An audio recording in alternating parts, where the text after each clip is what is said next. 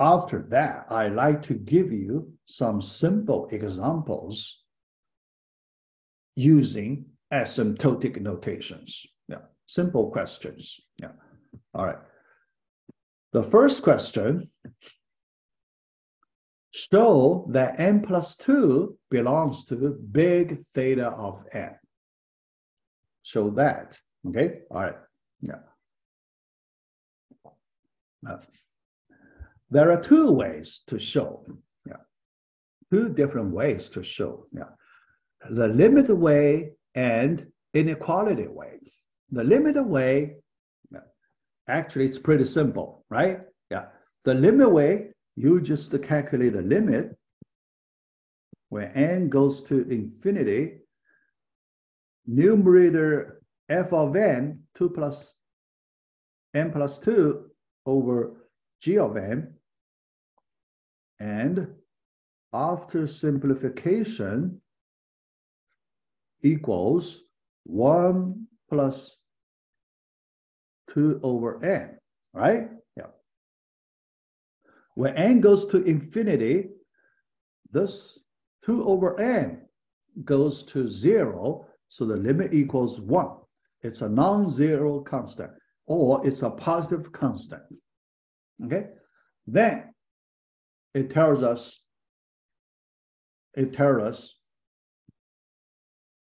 f of n belongs to big theta of g of n. That's the limit way. Okay, pretty simple, right?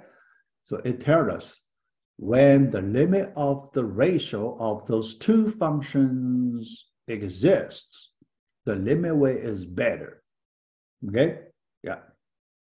The limit way, so we can do it quickly. Okay?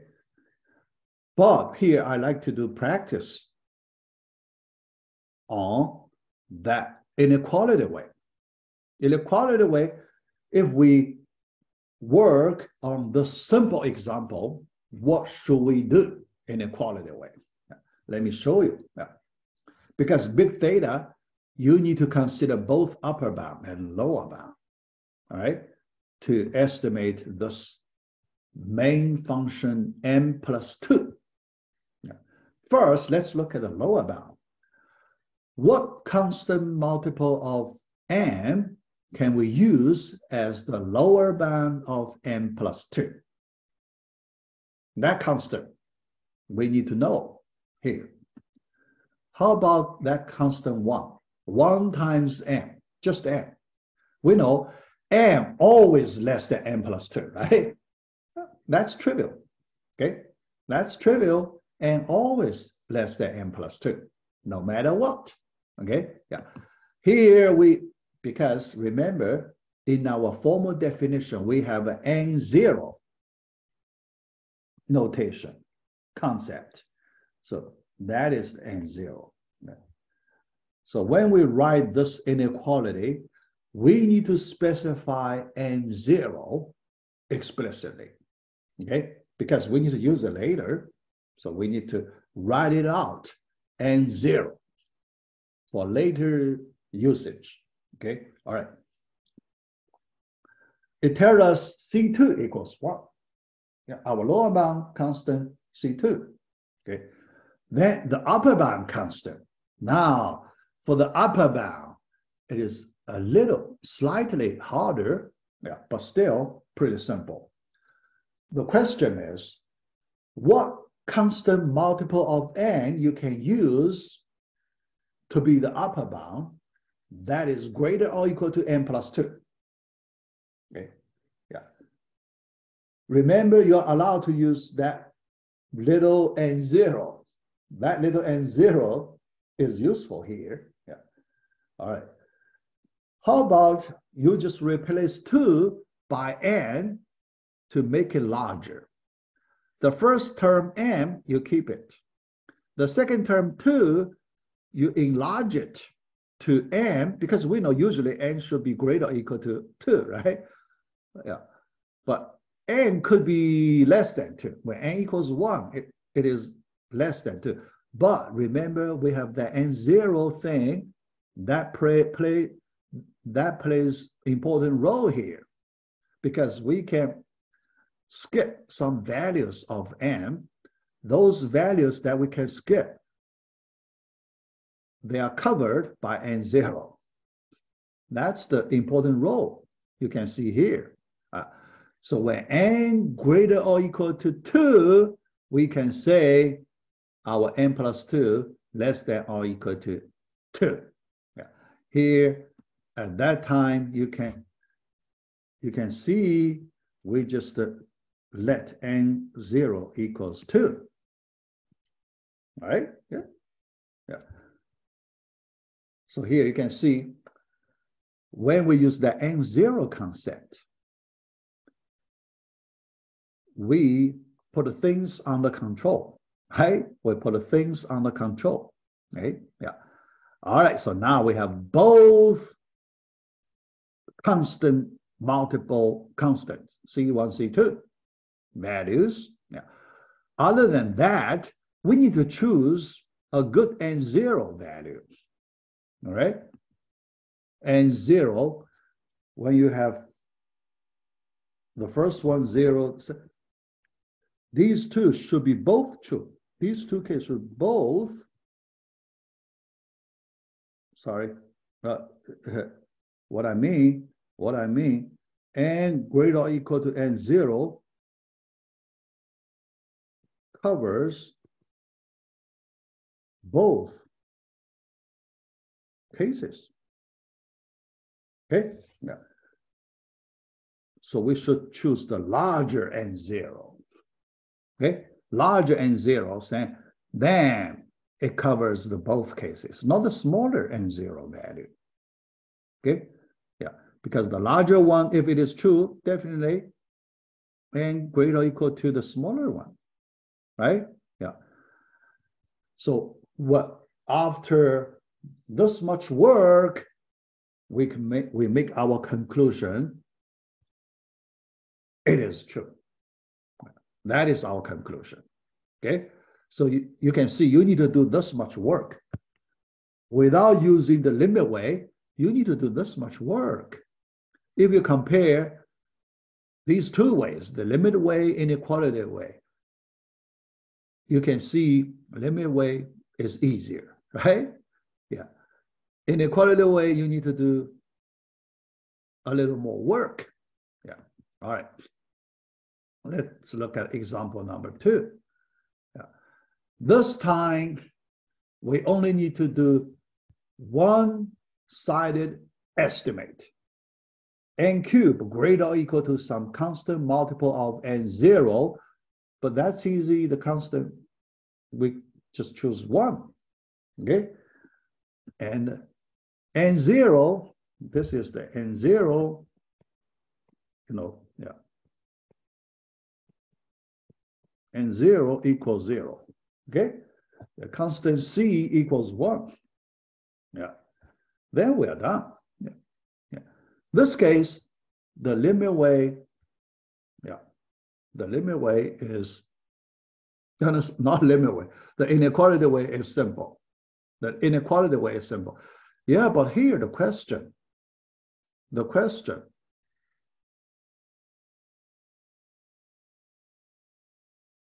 yeah, right. Yeah. How about the limit way, right? How about the limit way?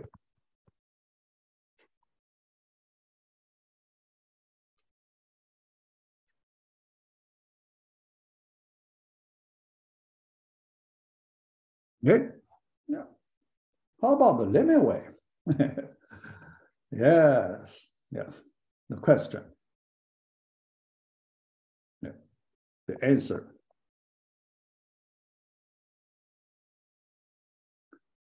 No limit way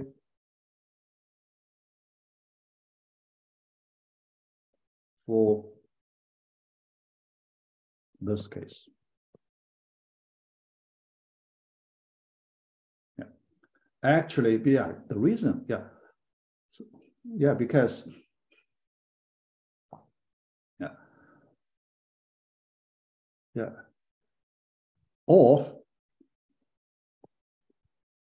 so although, so no straight, yeah, so here, it should be, So the limit way, yeah, because when you consider limit way, you need to be very careful. All right, yeah, you know,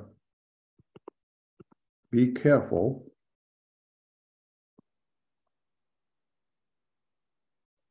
using the limit way. All right. Yeah.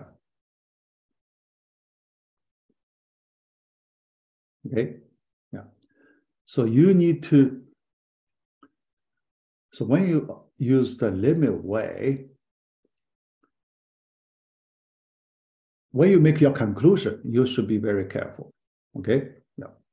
You should be very careful. Yeah. So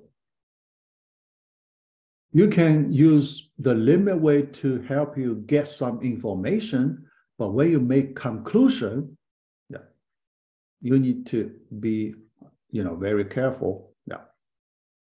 But usually, yeah, for this way, we just use the inequality way. Okay. Inequality way. Yeah. All right. All right. How much time? Yeah. All right. So let me try another examples before the end of class. Yeah.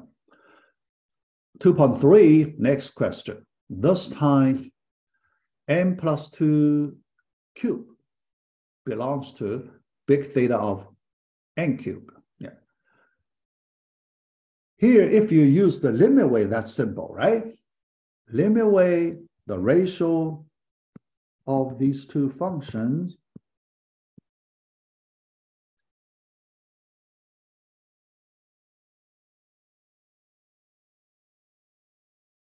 yeah.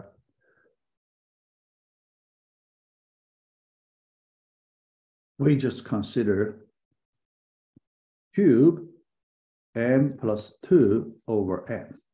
Okay, yeah. And after simplification, 1 plus 2 over n cube, we know this expression 2 over n goes to 0, where n goes to infinity. So that is 1 cube, that's 1. Yeah. Limit way, very simple. Okay, so you get a conclusion. But let's practice the inequality way another time. Lower bound and upper bound. Yeah. Our targeting function n plus 2 parenthesis cube. Okay. Lower bound, easy, just n cube. We drop that 2. Okay. And this inequality holds for n greater or equal to n0. So this is our n0 constant. Okay, all right. Then for the upper bound, similar to our 2.1 example, okay, yeah. All right, C2 equals 1. We replace n plus 2 by n plus n, and we know in this case, our n0 equals 2. Okay, yeah. So we have the 2n expression, larger expression, yeah, for n plus 2, and then we raise the power of 2n cube power. So that's a times n cube. So we get the upper bound constant C1 equals 8. Yeah. Here, I like to mention some, you know, some problem I saw from my students' work before. Okay, yeah. Many students, when they work on this question, they did in this way. They expand this n plus 2 polynomial. Okay, yeah. So the expansion like this, n cubed plus the formula 3 times n squared times 2, that's 6n squared plus 3 times m times 2 squared. So that's 12m plus 2 cube. That's 8. Yeah. After they get this expansion, then they try to find some constant multiple c times, yeah, how hard it is. Yeah. So then they try very hard to try to find that c. Okay. Yeah. Yeah. But so many students use that way, this way, expansion way. Yeah. Here you can see if you do not do that expansion this way, much easier, right? Yeah.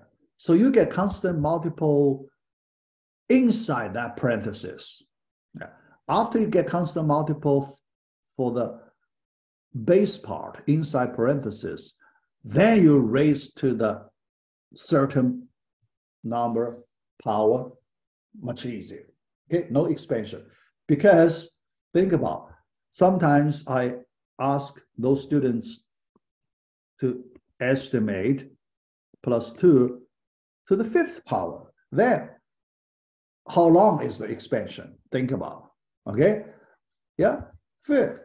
Although not too long, think about when the exponent number becomes larger and larger, why you need to write the whole expansion out, right? Yeah, you can avoid that, okay? Yeah, so here, the suggestion, try to avoid that expansion way, okay? That tedious, tedious work, expansion way, yeah, all right, yeah, so that's the comment, yeah. Although, yeah, here, I have example number 4, yeah, but, so this one, little o, so it's better we use the limit way. So here, I have 2 minutes, yeah, because we did this work before, so we can quickly complete it. So we do not need to come back to the slide later, yeah, all right. So here, when we use the limit way, the L'Hopital's rule, remember the last time we need to do the rigorous math, right? But here, n is a discrete variable. So we should switch to the continuous variable version, all right? For the continuous variable, then the definition of derivatives exists, okay? Yeah, yeah, all right. So log, the base is hidden, but in our context, in our algorithm context here, yeah, because we have a context, right? So in the algorithms context,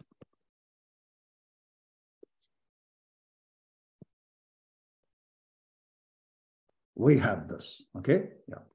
In the usual math context, we may not have this, yeah, but in our algorithm concept, we can safely say we can make this assumption, okay? All right, so then apply the L'Hopital's rule. Why we can apply L'Hopital's rule? Because it is the, yeah, let me just recall, because we have infinity over infinity indeterminate form, okay? Yeah. So in your mind, you need to check this. Yeah. Although in my math formula, I didn't write it, but at least in your mind, you should be aware of it. Indeterminate form. Then you can take the derivative in this way. So after simplification, you get the answer, the limit equals 0, and your conclusion is little o notation, okay? Yeah. And you can switch back to the discrete variable, okay? Yeah. All right, so that's the, everything we need today